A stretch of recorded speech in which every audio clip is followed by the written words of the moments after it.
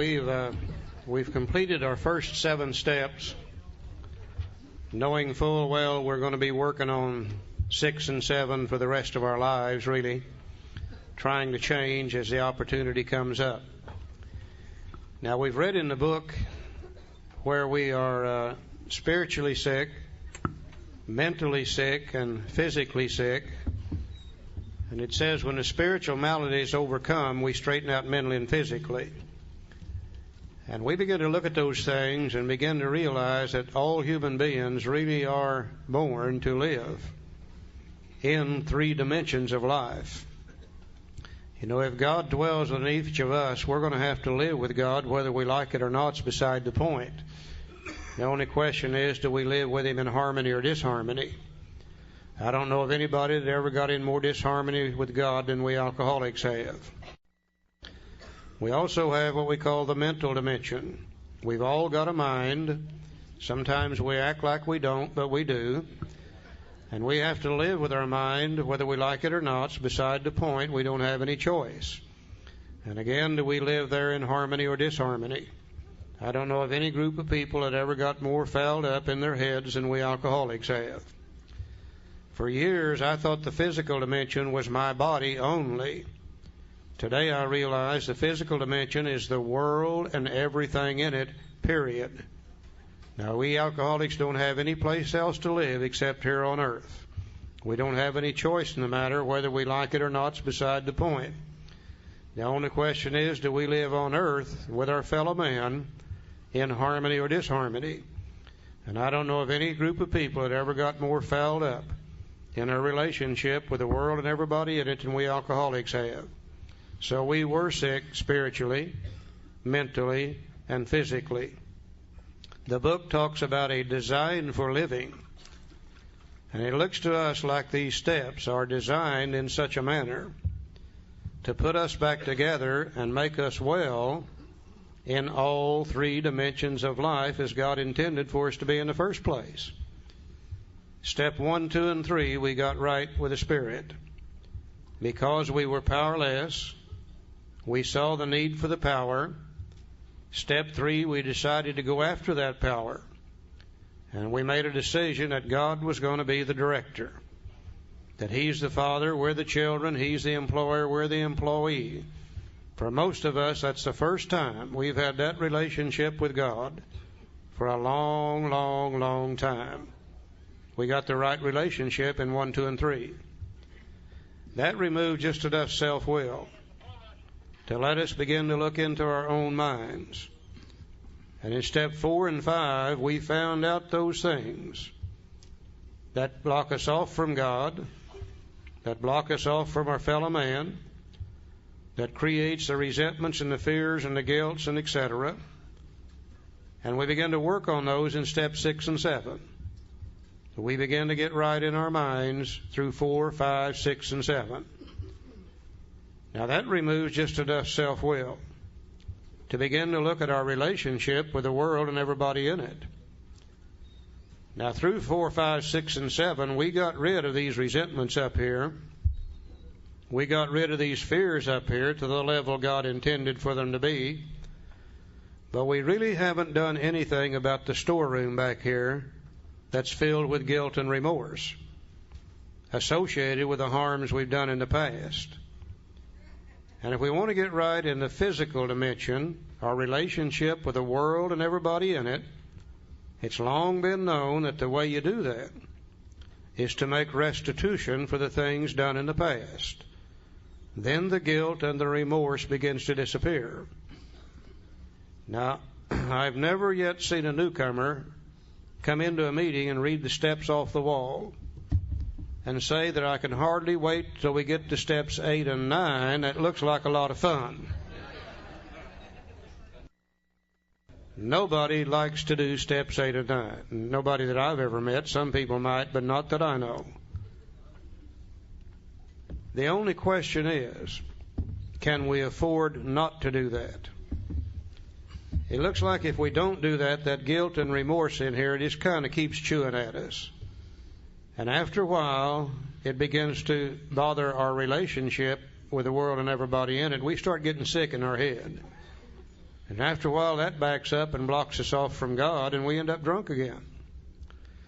You know, when we read the foreword to the second edition, it sounded as though Dr. Bob never took another drink after Bill visited with him the first time. That isn't true. Dr. Bob had one more drunk left in him. Not too long after Bill called on him, and they began to try to work with people, Bob found it necessary to go to a medical convention. And his wife Ann begged Bill not to let him go. Said, Bill, if he goes over there, he'll get drunk. He does it every year. And Bill said, let him go. He's got to learn to live in society where there's always going to be plenty of alcohol. Bob went to the medical convention, got drunk, came back to Akron, showed up at his nurse's home. She called Ann, said, come and get him. He's drunk. And said, get him sobered up. He's got surgery in the morning. He's the only doctor on staff right now that can do this particular surgery.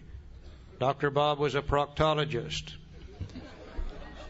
Whatever your procto is, I'm glad he wasn't working on mine the next morning. I know that. They went over and got him and brought him back to Dr. Bob's house, and they coffeed him and they walked him and they sobered him to the best of their ability. The next morning, Bill took him to the hospital to do the surgery. In the parking lot at the hospital, Dr. Bob said, Bill, I can't do this surgery. He said, I'm sick and I'm shaking and I'm trembling and I'm going to hurt somebody bad. Bill reached in the back seat of the car, got out a bottle of beer, popped the top on it, said, drink this and you'll be okay. Dr. Bob drank the beer, went upstairs, did the surgery, and sure enough, it came out okay. Now, the only problem is he disappears. Bill's waiting on him down in the parking lot. He waits 2 or 3, 4 hours. He assumes that the beer's triggered the allergy and Bob's off and running. He goes back to Dr. Bob's house. And Bill and Ann wait all afternoon. Late evening, Dr. Bob shows up and he's sober. Bill said, where in the hell have you been? He said, I've been going up and down both sides of the street, making my amends to those I've harmed in the past. That bottle of beer was the last drink Dr. Bob took, January the 10th, 1935, which is AA's birthday. He never would make amends before because he was afraid people would find out he was alcoholic and he would lose what little practice he had left. He didn't know that everybody already knew he was alcoholic. The day he screwed up the courage, mustered up enough courage to make his amends, was the day he took his last drink. Now, I would assume if it's good enough for Bob, it's probably good enough for me too. Let's look at 8 and 9 for just a few minutes. We're not going to go through them in great detail, just a few minutes. He said, now we need more action, without which we find that faith without works is dead. Let's look at steps 8 and 9. You know, generally, if you go to a step study meeting and they begin to talk about step 8, generally the conversation will get over to how they made amends in step 9. But step 8 is a definite step, and it's a step that needs to be done. He said, we have a list of all persons we had harmed and to whom we were willing to make amends. He said, we made it when we took inventory. We would simply take all those names off of column 1, off of those 4 sheets, and anyone that we've harmed, we put them on one long sheet. Haven't made any amends yet. We just made the list. And then the book says we subjected ourselves to a drastic self-appraisal. Well, we did that in steps 4 and 5, a drastic self-appraisal. He said, now we're about to go out to these fellows and repair the damage done in the past. We attempt to sweep away the debris which has accumulated out of our effort to live on self-will and run the show ourselves. If we haven't the will to do this, we ask until it comes. More prayer in step 8. And again, it's real simple. We make the list, then we become willing to the list, and if we're not willing, we ask God to help us to become willing. We haven't made any amends yet. That's step 8. And when we do that, then we've completed step 8. Nearly every one of these action steps recognizes that self can overcome self, and we have prayer in most of them. And here we got it again in step 8, that if we're not willing, we ask God to help us be willing. And I had a lot of difficulty in step 8 and step 9 because there's some people that had harmed me just as bad as I'd ever harmed them. And I didn't feel it was going to be necessary for me to make any amends to them, and I didn't feel like I could, and I didn't want to. And I told my sponsor about this. he said, okay. He said, what I'd like to see you do is take that list that you have and divide it into 4 lists. And he said, I'd like to see you put on one list right now. I'd like to see you put on another list later. I'd like to see you put on another list maybe. And I'd like to see you put on another list never. Now, he said, those that you love and you want to make amends to them right now, put them on that list. Those that you know you're going to do it sooner or later, but you're not too keen about it, put them on the later list. He said, those that you aren't sure about, you may or may not, put them on the maybe list. And he said, put the second ones on the later, and then put the third ones on the maybe list. And he said, then those you're never going to make amends to, put them on the nevers list. And then he said, I want you to start making your amends to the right nows. And he said, by the time you're through with that, you'll probably be ready to do some laters. And by the time you're through with the laters list, you'll probably be ready to do some maybes. And he reached in his billfold and got out a $20 bill, and he said, I'm going to bet you $20. By the time you're through with the maybes, you'll be ready to start on the nevers. And the old fool was exactly right. You know, I was trying to block myself off entirely from step 8 and 9 by using 3 or 4 names, and he didn't let me do that. He gave me a process by which I could become willing to make amends to them all eventually. And it really did work for me. So if you got that problem, or you're working with somebody that got that problem, try the 4 list. Right now, later, maybe, and never. And it really works. Okay. After we've got the list, we're willing. Over on page 77, we begin to look at step 9. Now, step 9 is a definite 3-part step. The first part tells us the kind of amends to make. We made direct amends wherever possible. Direct amends is probably eyeball to eyeball, face to face, one-on-one. So he tells us the kind of amends to make, direct amends. Then he tells us when to make them, wherever possible. Then he tells us when not to make them, except when to do so would injure them or others. Now, for the next 3 or 4 pages, he handles each one of these things paragraph by paragraph. Page 77, that paragraph down in the middle of the page, it says we don't use this as an excuse for shying away from the subject of God when it would serve any good purpose. We're willing to announce our convictions with tact and common sense.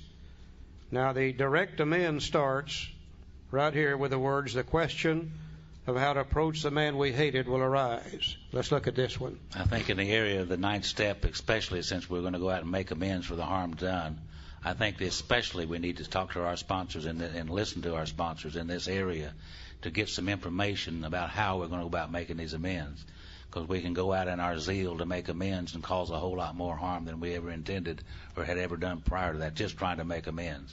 So check with your sponsor in this area, lay out how you're going to do it and what you propose to do, and see what he says. Very, very important. See, the question of how to approach the man we hated will arise. It may be he's done us more harm than we've done him. And though we may have acquired a better attitude toward him, we're still not too keen about admitting our faults. Nevertheless, with a person we dislike, we take the bit in our teeth. It's harder to go to an enemy than to a friend, but we find it much more beneficial to us. We go to him in a helpful and forgiving spirit, confessing our former ill feelings and expressing our regret. Now, under no condition do we criticize such a person or argue. Simply, we tell him that we will never get over drinking until we've done our utmost to straighten out the past. We're there to sweep off our side of the street, realizing nothing worthwhile can be accomplished until we do so. Never trying to tell him what he should do. His faults are not discussed, and we stick to our own. Now, if our manner is calm, frank, and open, we will be gratified with the result. In 9 cases out of 10, the unexpected happens. Sometimes the man we are calling upon admits his own fault, so feuds of years standing melt away in an hour. Rarely do we fail to make satisfactory progress. Our former enemies sometimes praise what we're doing and wish us well. Occasionally they will offer assistance. It should not matter, however, if someone does throw us out of his office. We've made our demonstration, done our part. It's water over the dam. Every time I read that, I think about my cousin Gary. And I was in the area making amends at this time. And I was in this restaurant one day, and I've never been in that restaurant before or since. And I looked up, and Gary was at the door waiting to be seated. And I motioned him over. Now, he came over very reluctantly, because Gary and I have been fighting and fussing and physically and verbally abusing each other all of our life. So he came over very reluctantly. He wasn't quite sure what I might do. And I asked him to sit down, and he did reluctantly.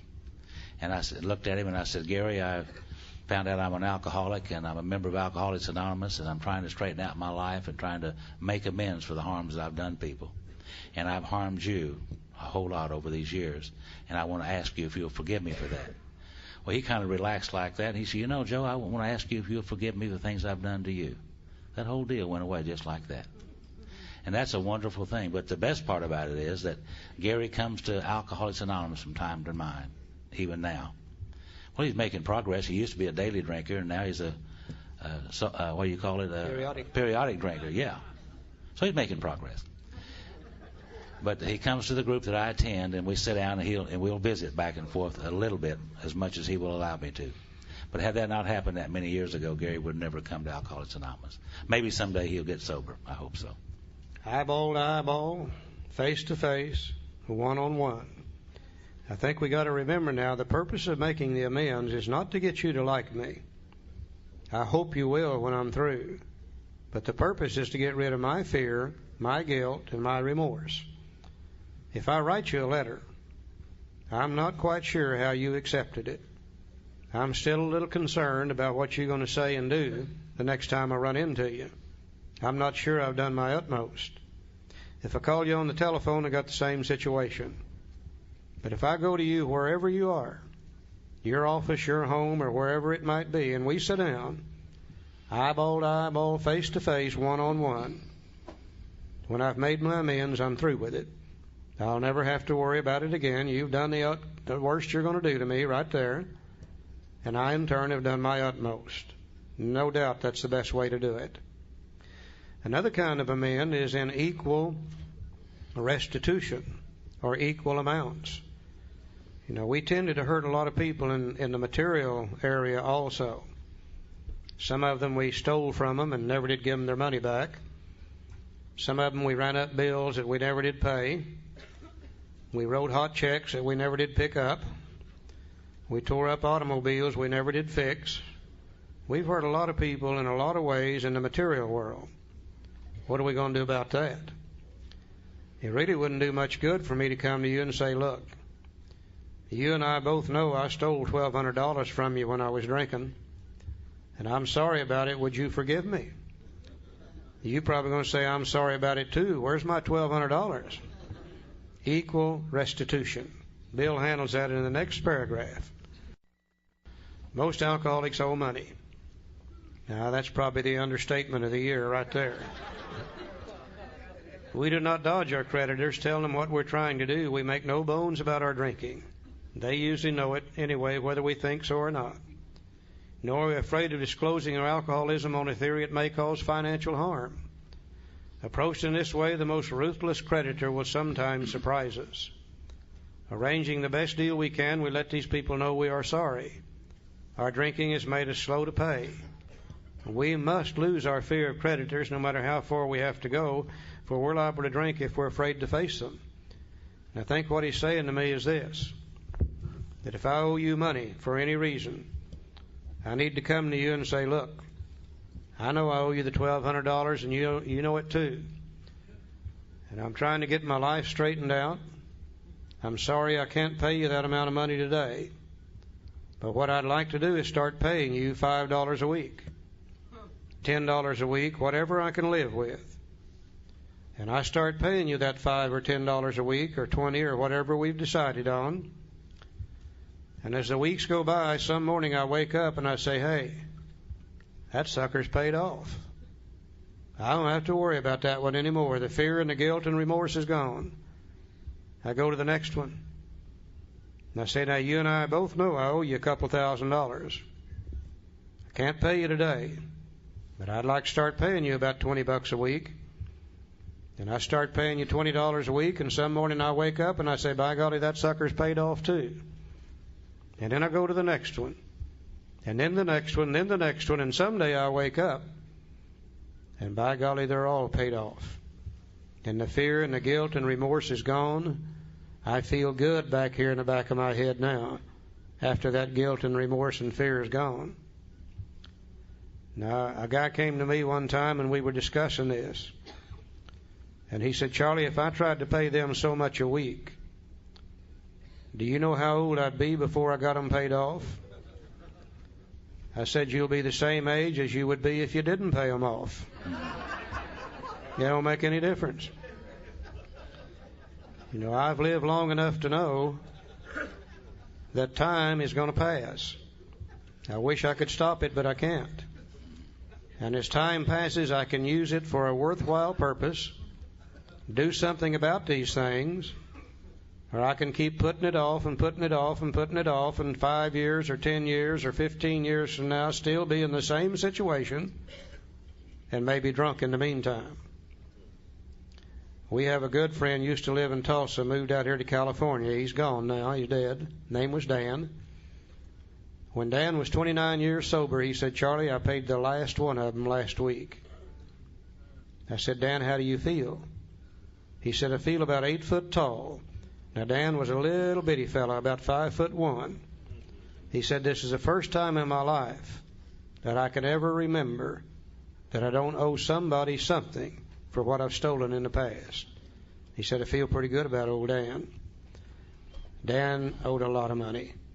When he was drinking, he was in the oil business down in Texas. And he hooked them, and he hooked them big.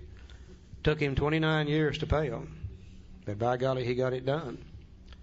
I tell you how good a con artist Dan was. When he was still drinking in Texas, his wife, Sarah, who later became a beautiful member of Al-Anon, she took him to the state insane asylum in Big Spring, Texas, to have him committed for alcoholic insanity. The head psychiatrist interviewed Sarah, then he interviewed Dan, and after a while, Dan left and Sarah was locked up. True. She stayed there for a year. She learned how to live better electrically and all that goody-goody stuff in there. Dan was a real con artist, Joe. You know, Dan did it. He paid back a lot of money. It's not a lot of money out here in California, but in Oklahoma, it's a lot of money. Hell of a lot of money. Yeah. You guys got plenty of money out here. We all know that. But Dan paid them all back, and I spent many, many days and playing bridge with Dan and Sarah and he and my wife, and they were teaching us the program a lot, sharing with us, and they paid a lot of money back. Now, you'd have thought the kind of money he paid back would have kept him broke, but he didn't. He prospered in other ways.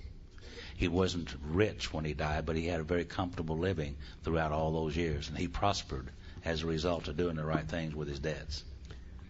And again, I hear some of you saying, I can hear awful good. He hears good.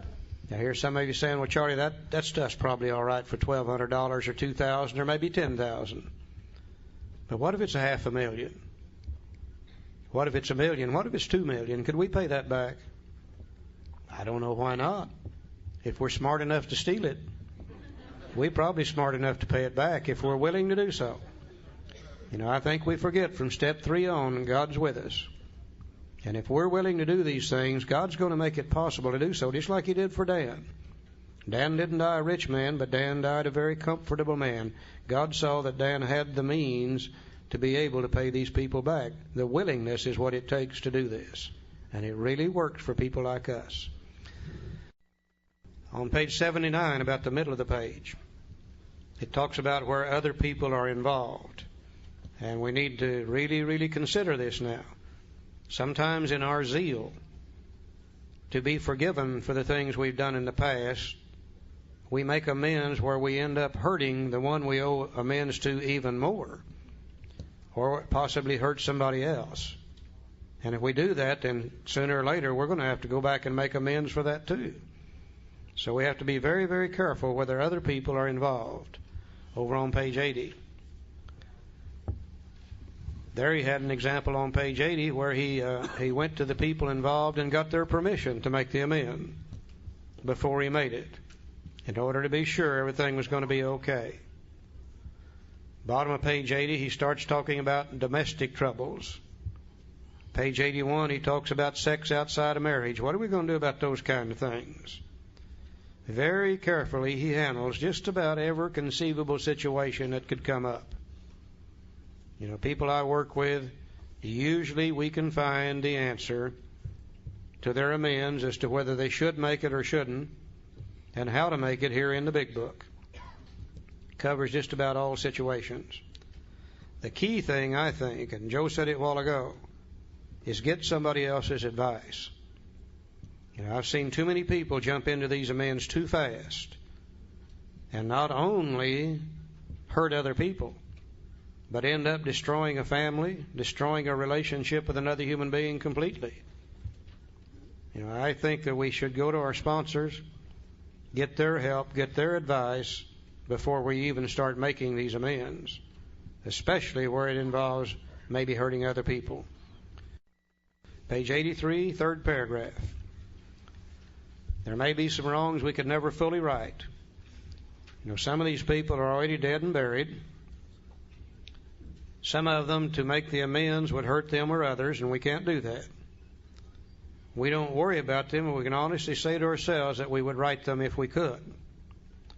Some people cannot be seen. We send them an honest letter. There may be a valid reason for postponement in some cases, but we don't delay if it can be avoided. We should be sensible, tactful, considerate, and humble without being servile or scraping. As God's people, we stand on our feet. We don't crawl before anyone.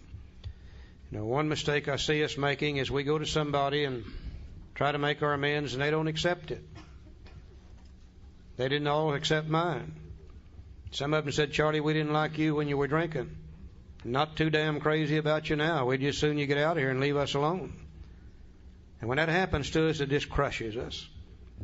And we tend to want to go back and go back and go back and literally beg those people to forgive us. We don't need to do that. If they don't accept it, there's nothing we can do about that. About all we can do is stand in readiness to make it at a later date if the opportunity comes up. But we certainly do not have to crawl before anyone. We are God's people too.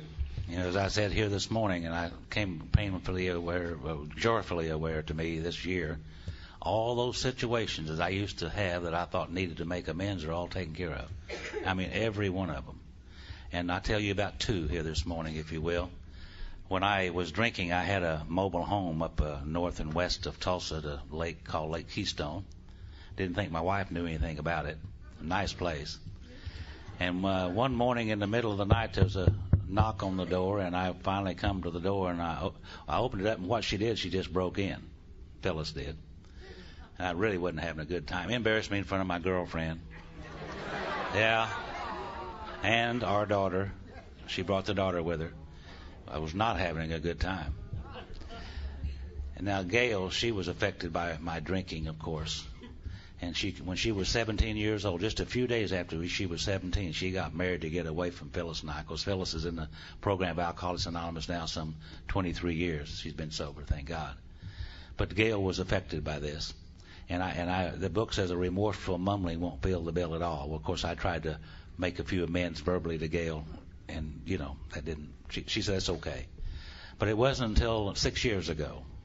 I was sober 19 years, and talking to Gail on the phone, she was living up in Columbus, Ohio, and she said, Daddy, a thing happened here recently. She said her sister-in-law had died, and her husband had died unexpectedly and left 2 kids for someone else to raise. And she said, if something should happen like that to Jim and I, said, would you and Mom take the kids? You know, that's when I knew that she really had forgiven me. It took 19 years. A remorseful mumbling won't fill the bill at all. Now, I'm sober in Alcoholics Anonymous for 2.5 years, and Phyllis and I get back together. 9 years later, I'm standing in the back of the room and greeting people as they come in to the meeting place that night. And I looked around, and here's the lady of the mobile home incident. Phyllis is at the coffee pot? Phyllis at the coffee pot getting coffee, and she looked over their shoulder. You know, it all happened just about that quick. I believe you'll get an opportunity to handle all these situations. God makes it wherever possible. And some of the guys was aware of this situation. They said, what did she say? I said, she didn't say anything for about a week. And we were at another meeting, and here's this lady, and she was trying to get sober and come into AA, and again at another meeting, and here's this lady. And Phyllis began to talk ugly to me. They'll do that, you know. And I began to pay the price again, began to feel bad about it again. Well, after about 2 or 3 weeks of this, and one night she was settled down, she'd come back down through the ceiling, and we were able to talk about this. And I said, Phyllis, you know, I've already paid one hell of a price for this. I mean, I have already paid one hell of a price, physically, morally, spiritually, financially, in every way you can pay. And what I'm trying to tell you is I'm not paying anymore. I said, it's just like last month's gas bill. I paid that one, and I'm not paying that one no more. They'll let you pay forever if you'll pay. There comes a time when you quit paying. We don't have to crawl before anyone. We make our amends to the best of our ability and go on about our business. Okay, if you right with God in 1, 2, and 3, you're right with yourself in 4, 5, 6, and 7. You're right with your fellow man in 8 and 9. For the first time, as far back as we can remember, we're well in all 3 dimensions of life. We've been put back together as God intended for us to be in the first place. Now, if you're well in all 3 dimensions of life, you're going to feel pretty good. I don't think it's by accident. The very next thing are the promises. They come immediately after this program of action. So if we're painstaking about this phase of our development, we'll be amazed before we're halfway through. Which phase of our development? Well, the 8 and 9 phase. Yeah, we're going to know a new freedom and a new happiness. We will not regret the past nor wish to shut the door on it. We will comprehend the word serenity, and we will know peace. No matter how far down the scale we've gone, we'll see how our experience can benefit others. That feeling of uselessness and self-pity will disappear. We will lose interest in selfish things and gain interest in our fellows. Self-seeking will slip away. Our whole attitude and outlook on life will change. Fear of people and of economic insecurity will leave us. We will intuitively know how to handle situations which used to baffle us. We will suddenly realize that God is doing for us what we could not do for ourselves. Are these extravagant promises? We think not. They're being fulfilled among us, sometimes quickly, spiritual experience, sometimes slowly, spiritual awakening. But they will always materialize if we work for them.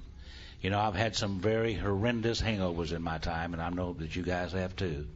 And I have thrown up sometimes of something horrendously, blood and all, in my drinking career. But you know, those kind of experiences never caused me to want to quit drinking. What caused me wanting to quit drinking was the guilt, shame, and remorse that I had as a result of the harm that I did other people. And these promises began to come about in my life. They came about not in my body, but in my mind. I began to experience these things in my mind. And I knew, of course, that the program was working for me. And I'm free of those things today, thank God. I'm going to read them again. I'm going to add a few words to them. And the words I'm going to add to them refer to the time when I was young, when alcohol was my friend, when I could drink it and be Fred Astaire on the dance floor, and the world's greatest lover in the back seat of a 36 Chevrolet. This is the way alcohol used to make me feel before it turned against me. Whenever I took a drink of alcohol, I knew a new freedom and a new happiness. Whenever I took a drink of alcohol, I did not regret the past nor wish to shut the door on it. Whenever I took a drink of alcohol, I would comprehend the word serenity and I would know peace. Whenever I took a drink of alcohol, no matter how far down the scale I had gone, I could see how my experience would benefit others. Whenever I took a drink of alcohol, that feeling of uselessness and self-pity would disappear. Whenever I took a drink of alcohol, I would lose interest in selfish things and gain interest in my fellows. Whenever I took a drink of alcohol, self-seeking would slip away. Whenever I took a drink of alcohol, my whole attitude and outlook upon life would change. Whenever I took a drink of alcohol, fear of people and economic insecurity would leave me. Whenever I took a drink of alcohol, I would intuitively know how to handle situations which used to baffle me. Whenever I took a drink of alcohol, I would suddenly realize that alcohol was doing for me what I could not do for myself. Now think about that a moment. My God, no wonder I love to drink. When you find anything that will do that much for you, you immediately become mentally addicted to the use of it, whatever it is. If it had been chocolate ice cream, by God, I would have been addicted to chocolate ice cream. If it had been Hostess Twinkies, it would have been Hostess Twinkies. If it had been gambling, it would have been gambling. Mine was alcohol. Alcohol did for me what I could not do for myself, and it was my friend, and it worked for me like magic for years. But one day, alcohol turned against me, and all the things I was afraid would happen to me now began to happen because of the alcohol itself. I became a very, very confused individual, not knowing I was alcoholic, not knowing I would never be able to recapture these feelings from alcohol. I spent the last 4, 5, 6 years of my drinking desperately trying to get these things back from alcohol. Almost destroyed me in the process. I came to AA. You gave me a book. I found a little program of action in this book. I began to apply it in my life. And one day I woke up and found these promises in my head. And I suddenly realized that the first 9 steps of Alcoholics Anonymous are doing just exactly for me what alcohol used to do for me when alcohol was my friend. You see, that's why I don't drink today. If I hadn't found this somewhere, I would still be searching for it. I would probably have gone back to alcohol until eventually it completely consumed me and destroyed me. But I don't need to drink because I found everything good that alcohol gave me through the first 9 steps of Alcoholics Anonymous. That's the miracle of Alcoholics Anonymous.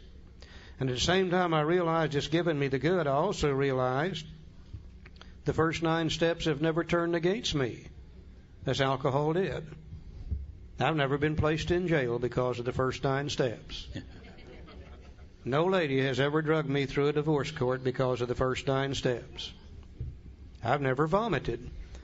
Damn near did a time or two, but I've never really vomited because of the first 9 steps. You see, that's the miracle. And if you read those promises, you'll notice they all deal with the mind. None of them deal with the body. We came here restless, irritable, discontented, filled with shame, fear, guilt, remorse, worry, anger, depression, and etc. We've worked the steps. We've received the promises. Certainly we have undergone a change in our personality. We have undergone a spiritual awakening already. Now, if that's true, then what's the purpose of the last 3 steps? And many people will tell us the last 3 steps are to maintain our sobriety. I will agree that they will help us stay sober. But the word maintenance itself is a misnomer. To maintain something means to keep it as is. And another natural law applies. Nothing in our universe ever stays as is. Everything in our universe is in a constant state of change. It's either growing or it's dying. It's progressing or it's regressing. It's going forward or it's going back. Now, we've made a tremendous amount of spiritual growth through the first 9 steps if we've got the promises. But if we tried to maintain this, eventually we start slipping back. And we start having trouble with people, then with ourselves, then with God, and we end up drunk all over again. Now, how do I know that? I see it happen in AA over and over and over again. That's what happens when people like us who have had a good program go back and get drunk again. It's because we stopped growing. And you can't stop growing. If you do, you start dying.